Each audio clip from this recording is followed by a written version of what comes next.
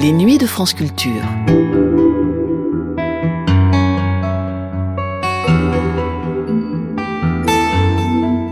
Les nuits de France Culture, une mémoire radiophonique.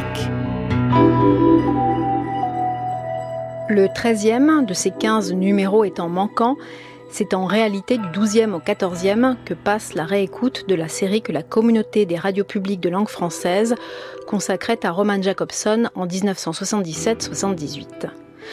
Dans ce 14e numéro, qui abordait la relation de la linguistique et de la psychanalyse, était souligné le mérite qu'avait eu Jakobson de constater le premier que l'inconscient freudien était organisé selon les lois de la rhétorique classique.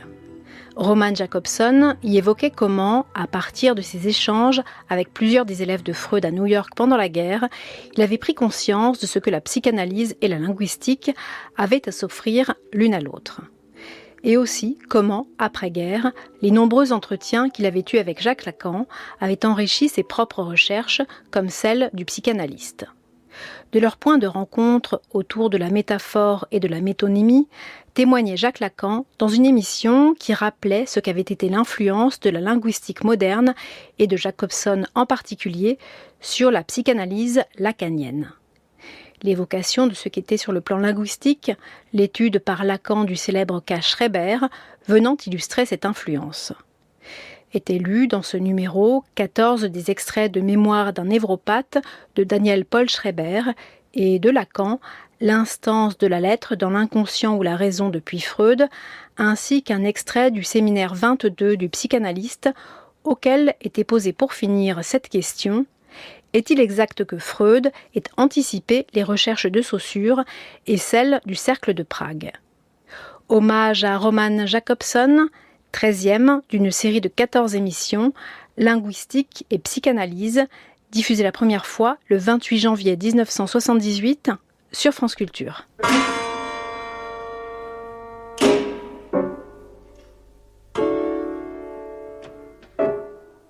La communauté radiophonique des programmes de langue française présente Roman Jakobson, 14e émission, linguistique et psychanalyse, avec des déclarations de Roman Jakobson, Jacques Lacan, Robert Georgin, et des textes extraits des Mémoires d'un névropathe du président Schreber, une émission de Robert et Rosine Georgin.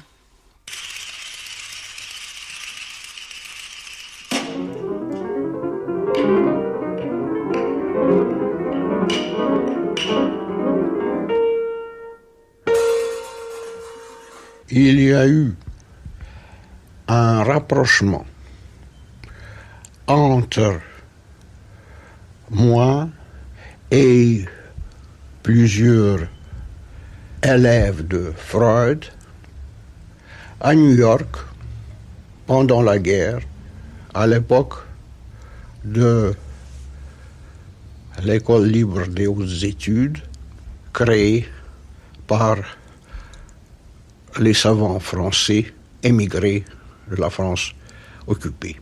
Et j'ai vu là, pour la première fois, ce que la psychanalyse peut donner à la linguistique et ce que la linguistique peut donner à la psychanalyse. On a vivement discuté ces problèmes. J'ai eu la possibilité ensuite de revenir à ces questions quand j'ai rencontré, en 1950, venant en France, Jacques Lacan, et nous avons eu, pendant les années 50, maints entretiens concernant ces rapports entre les deux domaines. Je pense que ces entretiens très amicaux ont eu un certain résultat pour mon travail linguistique et également pour le développement des recherches de Jacques Lacan. Peut-être le problème le plus approprié pour une collaboration, c'était le problème de la métaphore et de la métonymie, le problème de deux pôles de la sémantique et de son expression, qui était le thème de nos discussions. Vous avez reconnu la voix de Roman Jakobson. On ne peut saisir le mouvement des sciences humaines durant les 25 dernières années si l'on minimise l'importance de la linguistique qui fut la discipline pilote. C'est la linguistique qui rendit possible l'anthropologie structurale de Claude Lévi-Strauss. C'est la linguistique encore qui féconde la psychanalyse lacanienne. Ou plus exactement, c'est un linguiste, Roman Jakobson, qui représente à lui seul le tronc commun d'où surjonnent Lévi-Strauss et Lacan. À Jakobson revient le mérite d'avoir constaté que l'inconscient freudien était organisé selon les lois de la rhétorique classique. Jacques Lacan en conclut que la métaphore, par exemple la fleur de l'âge, est ce que Freud appelait la condensation, tandis que la métonymie, 30 voiles pour 30 vaisseaux, correspond au déplacement des psychanalystes. D'où résulte que le discours conscient comme le discours inconscient serait régi par les mêmes figures de rhétorique. Jacques Lacan.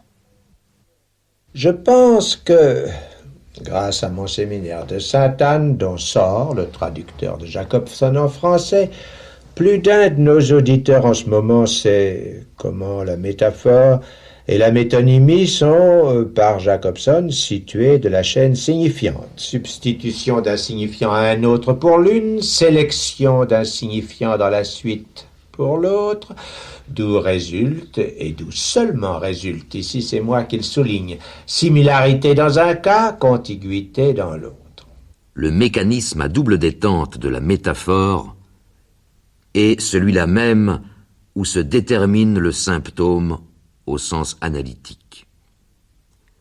Entre le signifiant énigmatique du trauma sexuel et le terme à quoi il vient se substituer dans une chaîne signifiante actuelle, passe l'étincelle qui fixe dans un symptôme, métaphore où la chair ou bien la fonction sont prises comme éléments signifiants, la signification inaccessible au sujet conscient où il peut se résoudre. Et les énigmes que propose le désir à toute philosophie naturelle, sa frénésie mimant le gouffre de l'infini, la collusion intime où il enveloppe le plaisir de savoir et celui de dominer avec la jouissance, ne tiennent à nul autre dérèglement de l'instinct qu'à sa prise dans les rails, éternellement tendus vers le désir d'autre chose, de la métonymie. D'où sa fixation perverse au même point de suspension de la chaîne signifiante où le souvenir écran s'immobilise, où l'image fascinante du fétiche se statufie.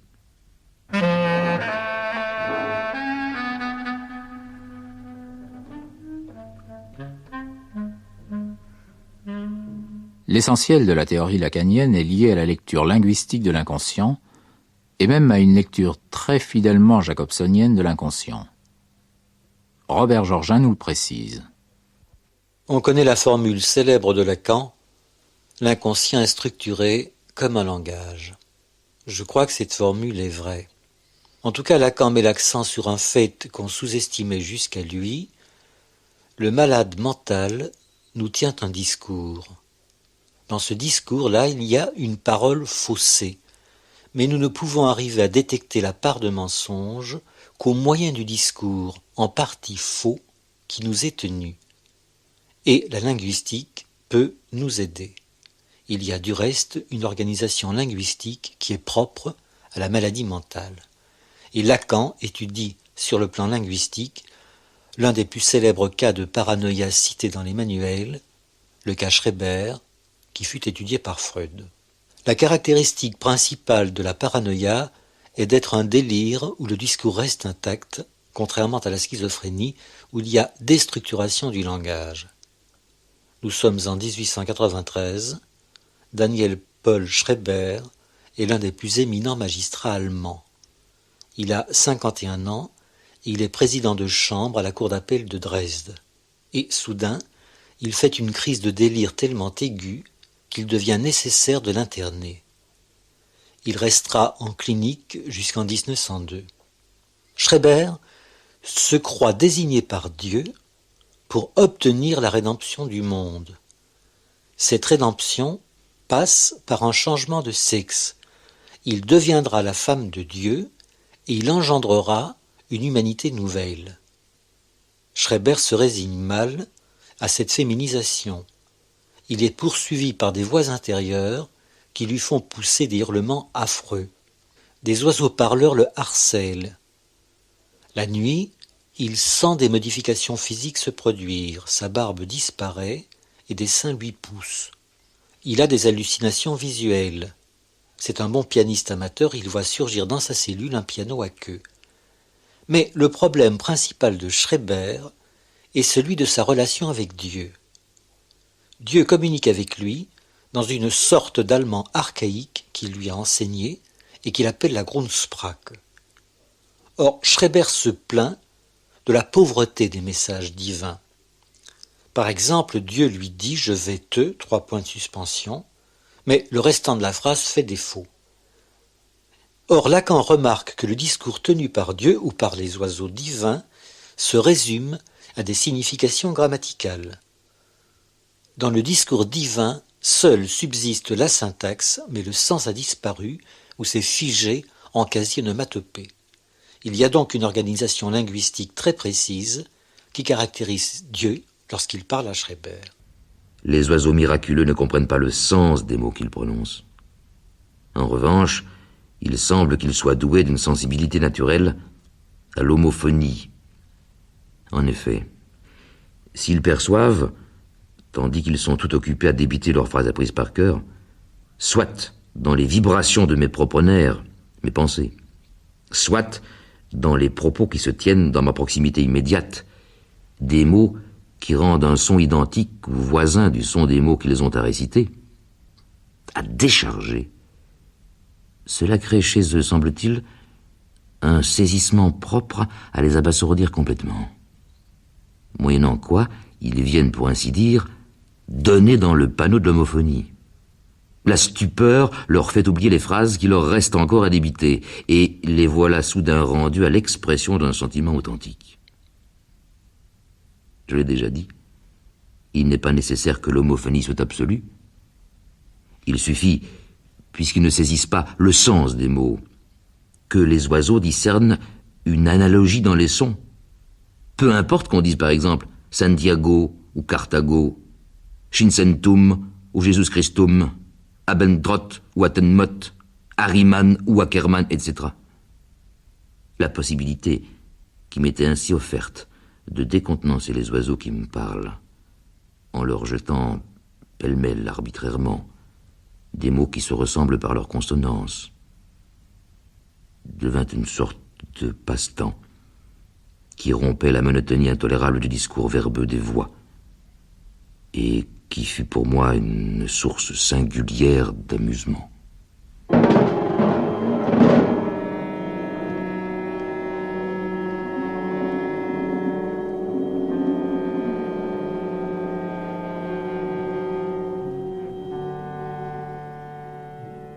À côté du discours délirant, mais parfaitement cohérent, hormis le délire, que tient Schreber, il y a donc le discours curieusement perturbé tenu par Dieu, et qui peut faire l'objet d'une description linguistique très précise.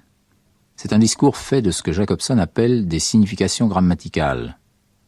Schreber a pouvoir de brouiller par l'homophonie la signification lexicale, pas la signification grammaticale, qui en définitive seule importe, puisqu'elle transmet les ordres divins auxquels Schreber ne peut se soustraire.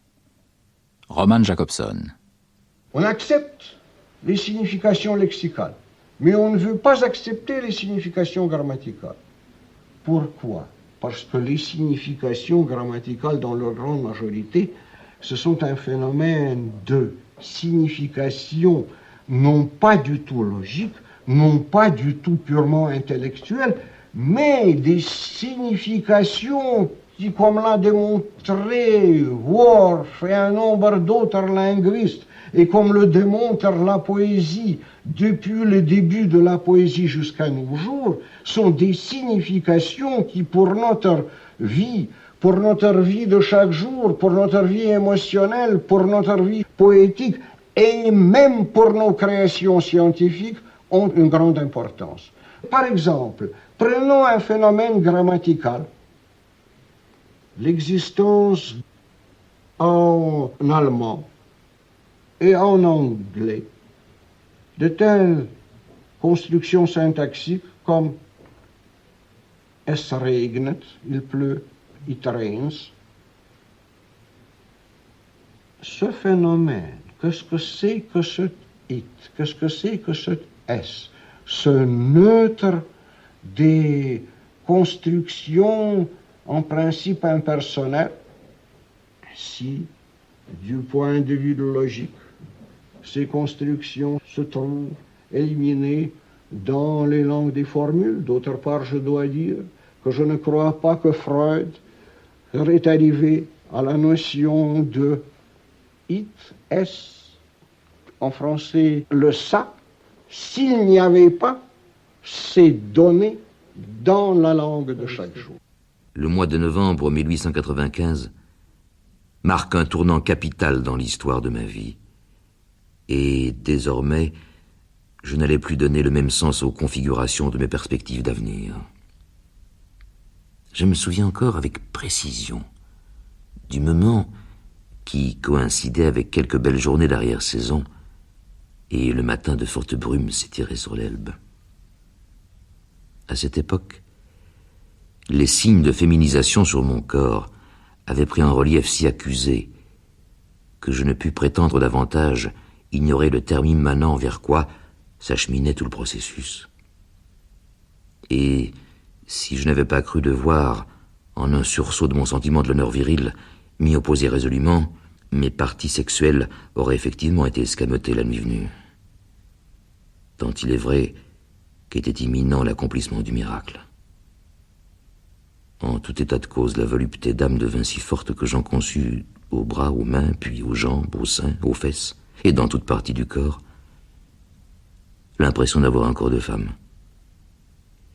Les virations devaient naturellement avoir pour suite rien moins que ma fécondation par les rayons divins, en vue de la génération d'une nouvelle race d'hommes.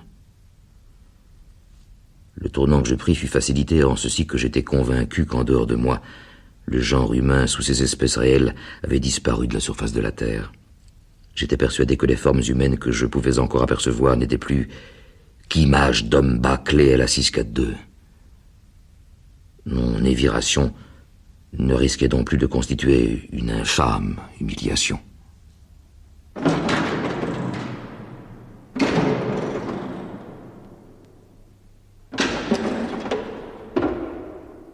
Robert Georgin. Si le cas Schreber est considéré comme un cas clinique exceptionnel, c'est d'abord que Schreber a laissé des mémoires, qu'il est parvenu à faire publier en 1903. C'est ensuite parce qu'après une première période de confusion totale, il récupère l'intégrité de son intelligence, et celle-ci est exceptionnelle. Il est délirant, mais parfaitement lucide. Depuis sa cellule, il entreprend la longue série de procès qui aboutiront à la main levée de son interdiction, à sa libération, à la restitution de sa capacité civile et à la libre disposition de ses biens. Il plaide lui-même, sans l'aide d'un avocat, se fiant à sa prodigieuse mémoire et au livre de droit qu'il fait venir dans la clinique. Il plaide contre le directeur de la clinique, qui le trouve trop atteint pour être remis en liberté. Son interdiction a été prononcée en 1900. En 1901, le tribunal de grande instance de Dresde confirme la décision d'interdiction. Schreber interjette appel. En 1902, la cour d'appel de Dresde lui donne raison. Il est libre. Les motivations du jugement sont exemplaires, comme vous allez voir. Les juges de Dresde reconnaissent parfaitement que Schreber est fou. Mais, disent-ils, la folie n'est pas une raison suffisante pour enfermer un homme, même si parfois les hurlements qu'il pousse ennuient ses voisins. Ce jugement appelle, me semble-t-il, deux remarques. D'abord, il est vraisemblable que la considération des juges pour leur ex-président a joué. Schreiber a bénéficié d'une sympathie qui ressemble à la solidarité de classe. Mais au-delà de cette solidarité, son cas montre de manière exemplaire à quel point le délire peut se localiser en un point très précis du psychisme et laisser intact tout le reste, y compris la virtuosité du langage. Le seul aphasique dans le cas Schreiber, c'est Dieu. Et ce n'est pas par hasard, car si Schreiber est fou, c'est tout bonnement parce qu'il s'est rendu compte que Dieu manquait. Il a réinventé Dieu, mais il réinvente un Dieu aphasique et idiot. Voici maintenant quelques attendus du jugement. Le fait que le requérant soit un aliéné ne fait pour la cour d'appel aucun doute. Mais il ne suffit pas pour placer le requérant sous le coup d'une mesure d'interdiction d'établir que son activité mentale présente des perturbations de caractère pathologique. Le Code civil, article 6, numéro 1, exige, pour qu'une telle mesure soit prise, la présomption d'une incapacité du patient de prendre soin de ses propres affaires. Les juges de la cour d'appel, dans leur rapport avec la personne du requérant, n'ont retenu qu'une chose, qui les a frappés immédiatement.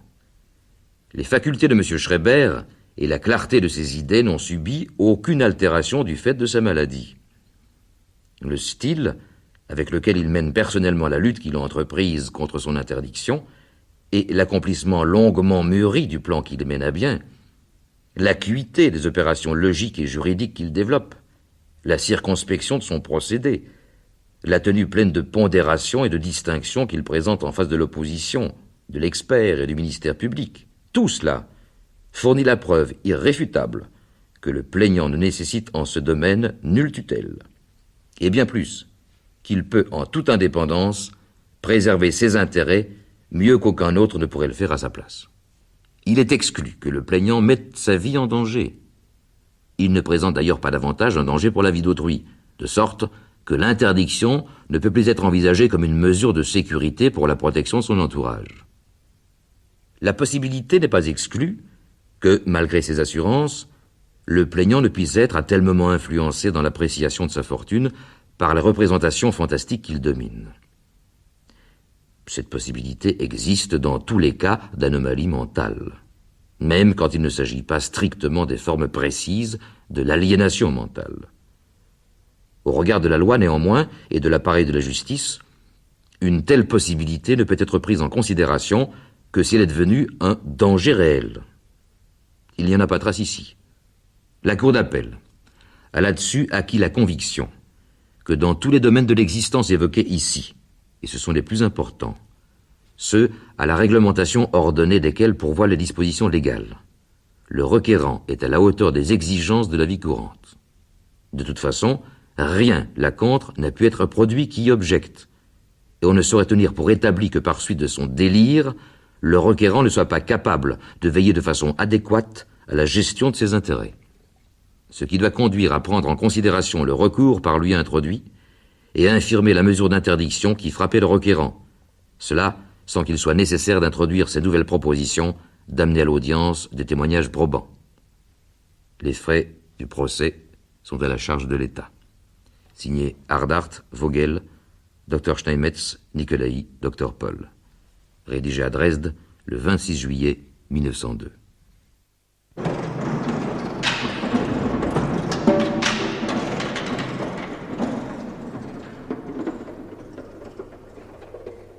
Au-delà du cas Schreiber, au-delà même de l'analyse linguistique d'une paranoïa nettement limitée, celle de Schreiber, les conséquences psychanalytiques que Lacan tire de Jacobson posent un problème. Est-il exact que Freud doive dorénavant être lu en se référant à un modèle linguistique? Est-il exact que Freud ait anticipé en quelque sorte les recherches de Saussure et celles du Cercle de Prague? Nous avons posé la question à Jacques Lacan. Votre question me surprend d'emporter une pertinence qui tranche sur les prétentions à l'entretien que j'ai d'habitude à écarter. C'est même une pertinence redoublée, ou à 2 degrés plutôt.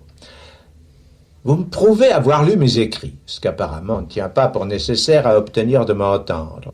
Puis, vous y choisissez une remarque qui implique l'existence d'un autre mode d'information que la médiation de masse. Que Freud anticipe Saussure n'implique pas qu'un bruit est passé du premier au second. De sorte qu'à me citer, vous me faites répondre avant que j'en décide, c'est ce que j'appelle me surprendre. Partons du terme d'arrivée. Saussure et le cercle de Prague produisent une linguistique qui n'a rien de commun avec ce qui, avant, s'est couvert de ce nom. Retrouva-t-elle ses clés entre les mains des stoïciens? Mais qu'en faisait-il? La linguistique, avec Saussure et le cercle de Prague, s'institue d'une coupure qui est la barre posée entre le signifiant et le signifié, pour qu'il prévale la différence dont le signifiant se constitue absolument, mais aussi bien effectivement s'ordonne d'une autonomie qui n'a rien à envier aux effets de cristal. Pour le système du phonème, par exemple, qui en est le premier succès de découverte. La paranoïa, c'est un englument imaginaire. C'est une voix qui sonorise le regard. C'est une affaire de congélation du désir. Reste que la paranoïa est une veine à suivre. Freud nous a dit de ne pas nous inquiéter. Il est clair que la paranoïa n'a jamais conduit qu'à la vérité, ce qui montre bien la mesure de la vérité elle-même, à savoir, ce que démontre la paranoïa du président Schreiber, qu'il n'y a de rapport sexuel qu'avec Dieu. C'est ça, la vérité. Et c'est bien ce qui met en question l'existence de Dieu.